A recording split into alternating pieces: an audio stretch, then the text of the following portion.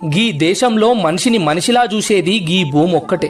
ఏ కులపోడు పండించినా పండుతున్నది, ఏ మతమోడు చచ్చినా తనలో తీసుకుంటది. నా కులము, నా మతము, నా జాతి, నా ఓళ్ళు, తక్కువోళ్ళు, ఎక్కువోళ్ళని భేదాలతోటి మొగుణ్ణి చంపి సొంత కూతుర్నే విధవరాల్ని చేస్తున్న ఓ తండ్రులారా, ఓ అన్నలారా, గీ భూమి మీదనే బతుకుతున్నాము, గీ భూమికెళ్ళొచ్చిందే తింటున్నాము.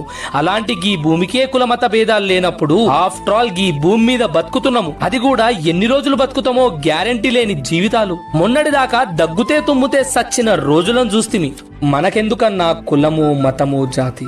బతికిన 4 దినాలు 4 నూకలు తిని సంతోషంగా నలుగురితోటి బతుకుదాము. కులము, మతము సొంతోళ్ళనే అనాథాలం చేస్తున్నప్పుడు దానికెళ్ళి దూరం గుందం దొరా.